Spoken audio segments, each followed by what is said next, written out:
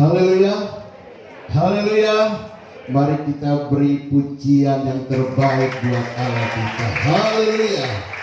Puji Tuhan. Salam sejahtera, salam bahagia, dan saya percaya kita semua orang-orang yang ada di ruangan ini adalah orang-orang yang rindu diberkati Tuhan. Buka hati kita, respon firman Tuhan, maka di sana ada mujizat Tuhan.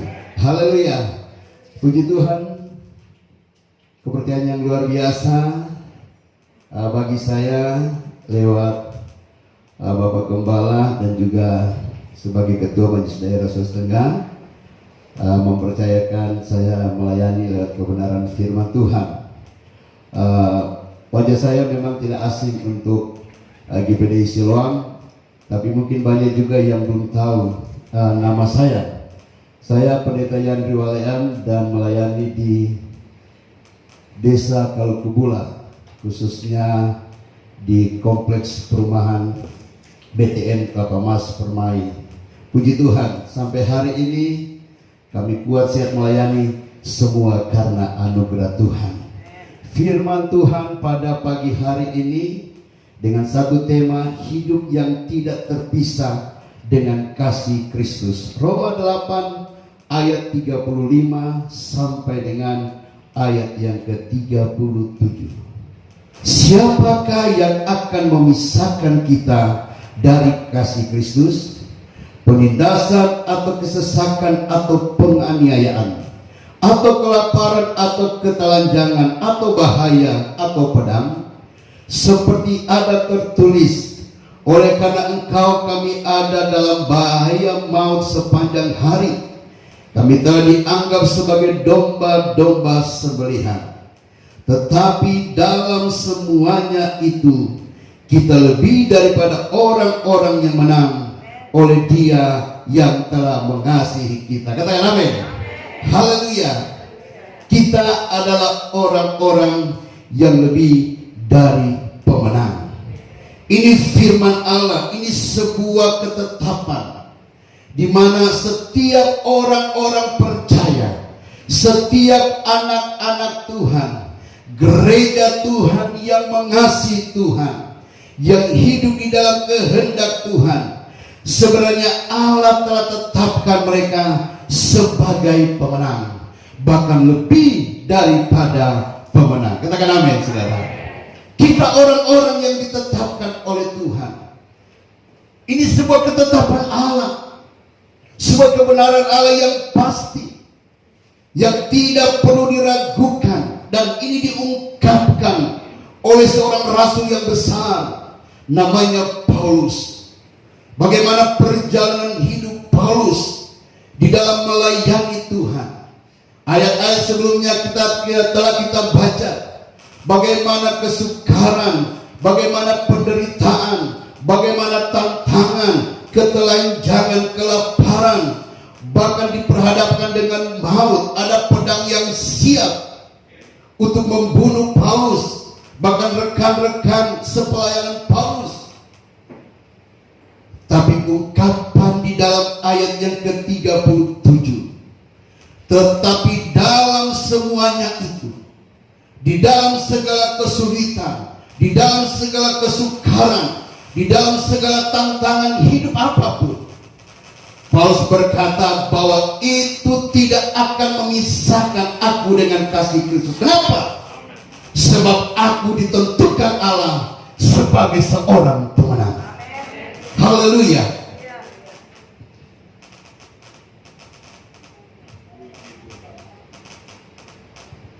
Kemenangan kita sudah peroleh. Kemenangan sudah kita raih. Kemenangan itu sudah menjadi milik kita sebagai orang-orang percaya. Itu melalui kemenangan yang Yesus nyatakan lewat pengorbanannya di kayu salib. Yesus telah menang atas maut, atas dosa, melalui kematian dan juga kebangkitannya. Dan ini merupakan puncak kemenangan Yesus, bagaimana ia bangkit dari antara kematian. Kemenangan Yesus menang atas kuasa maut, dan kemenangan ini Dia berikan kepada orang-orang percaya, kepada anak-anak Tuhan, termasuk juga kepada saudara dan saya. Sebagaimana Yesus telah menang atas maut, demikian juga setiap orang percaya pasti akan menang dalam setiap pergumulan hidup ini. Cuma persoalannya, saudara, ada begitu banyak kita temukan dalam hidup kita sehari-hari. Bahkan justru itu terjadi dalam kalangan kita orang-orang Kristen. Masih begitu banyak orang-orang Kristen tidak bisa alami kemenangan dalam hidup ini. Padahal Allah telah menentukan bahwa orang-orang percaya itu akan alami kemenangan. Bahkan banyak anak-anak Tuhan karena tidak bisa meraih kemenangan, akhirnya mereka berubah menjadi anak Tuhan yang tidak setia. Mereka mulai malas beribadah. Bahkan tidak sedikit anak-anak Tuhan mereka tinggalkan Tuhan. Mereka terlepas dari ikatan kasih Kristus yang sudah mengikat mereka melalui kemenangan Yesus di atas kayu salib, melalui kematian dan kebangkitan. Tapi pada kenyataannya ada anak-anak Tuhan, ada orang-orang percaya dalam hidupnya justru yang dialami kekalahan dan kekalahan, sehingga akhirnya membuat ada begitu banyak anak-anak Tuhan mundur, tidak setia, bahkan tinggalkan Tuhan. Saya pernah beberapa kali berhadapan dengan orang-orang seperti ini. Mereka ada di dalam satu titik berkata, saya tidak lagi mau setia kepada Tuhan. Bahkan ada orang yang kita dapati tadinya begitu setia, luar biasa mengiring Tuhan, tapi itu akhirnya dia sudah tinggalkan Tuhan. Masalahnya ada di mana? Kenapa ini bisa terjadi? Kenapa hal ini bisa kita jumpai terjadi dalam kalangan orang-orang Kristen? Padahal firman Allah sudah tetapkan kita. Lewat Paulus berkata bahwa kita adalah orang-orang yang lebih dari pemenang. Tapi pada kenyataannya masih ada kita dapat orang-orang justru mereka tidak alami kemenangan di dalam Kristus Yesus. Ada beberapa hal yang ingin saya sampaikan kepada kita. Beberapa hal yang akan membuat kita menjadi orang-orang yang tidak akan terpisah dengan kasih Kristus. Karena kita sudah ditetapkan sebagai orang-orang pemenang. Yang pertama, Ibrani 13 ayat 8 berkata begini. Yesus Kristus tetap sama, baik kemarin maupun hari ini dan sampai selama-lamanya.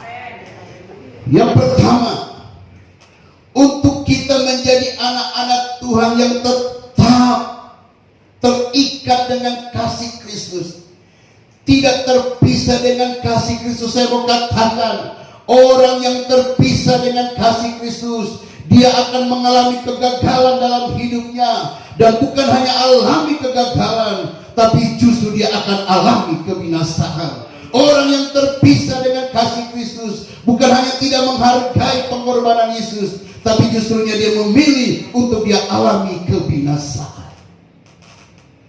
Jadi bagaimana supaya kita tetap ada di dalam kasih Kristus, tidak terpisah dengan kasih Kristus yang luar biasa?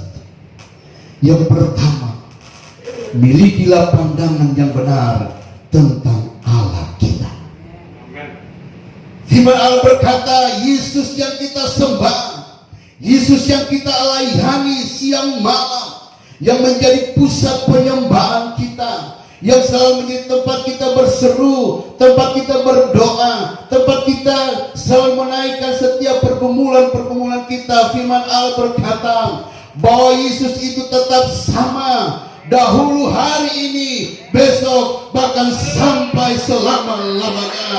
Dia tidak pernah berubah, kuasanya tidak pernah berubah, kasihnya tidak pernah berubah, kebaikannya tidak pernah berubah, kemurahannya tidak pernah berubah, berkatnya pun tidak pernah berubah. Dia tetap sama. Apa yang kita meragukan tentang kemampuan Tuhan dalam hidup ini? Hidupnya dia berikan buat saudara dan saya. Apalagi perkara-perkara jasmani, Allah pasti akan menyediakannya bagi saudara. Tetap ada di dalam pandangan kita yang positif, bahwa sesungguhnya Allah itu tidak pernah berubah. Sedetik pun dia tidak pernah berubah. Bagaimana pengalaman-pengalaman karya-karya yang dia lakukan kepada bangsa Israel, bagaimana perbuatan-perbuatan mujizat yang dia lakukan kepada umat-umat Tuhan, kepada bangsa Israel, kepada para nabi, bahkan para rasul di perjanjian baru. Maka kuasa yang sama juga itu akan tetap dia nyatakan di dalam hidup saudara dan saya. Yesus tidak pernah berubah dahulu, hari ini, bahkan sampai selama-lamanya. Kalau kita punya pandangan yang benar tentang Allah kita, yang kita sembah di dalam Yesus Kristus, maka apapun yang akan kita alami, tekanan, beban, pergumulan hidup, bahkan sakit penyakit yang mungkin sudah sekian tahun itu menghinggapi tubuh kita, tapi tidak akan mengurangi sedikit pun pandangan kita tentang Allah kita. Walaupun kita berdoa sampai hari ini kita belum alami kesembuhan, tetap kita berkata, Tuhan, aku cinta Engkau. Hari ini kita belum alami pertolongan Tuhan, kita tetap berkata, Tuhan, aku mengasihi Engkau, karena aku percaya kuasa-Mu tidak pernah berubah. Miliki pandangan yang benar tentang Allah kita. Haleluya. Oh, luar biasa Allah kita. Yang kedua, di dalam Yesaya 43 ayat yang keempat berkata begini, oleh karena Engkau berharga di mataku dan mulia, dan aku ini mengasihi Engkau, maka aku memberikan manusia sebagai gantimu dan bangsa-bangsa sebagai ganti nyawamu. Oleh karena Engkau berharga di mataku. Yang kedua, pertama kita memiliki pandangan yang positif tentang Allah kita. Maka hal yang kedua adalah kita harus memiliki pandangan yang positif tentang diri kita sendiri. Ini selalu menuduh kita. Ini selalu menyatakan engkau tidak berharga, engkau tidak berguna, engkau tidak berarti, hidupmu masih di dalam dosa walaupun engkau sudah percaya dan engkau sudah lahir baru. Ini pekerjaan iblis setiap hari menekan kita, menuduh kita. Engkau tidak berharga, engkau tidak punya nilai apa-apa di hadapan Tuhan. Tapi firman Allah berkata bahwa sesungguhnya engkau berharga, engkau mulia di hadapan Tuhan. Ketika manusia jatuh di dalam dosa, maka gambar Allah rusak di dalam diri manusia. Manusia diperhamba dengan dosa. Manusia ingin membebaskan diri dari dosa, tetapi tidak bisa. Karena memang manusia sudah hilang kemuliaan Allah, kata firman.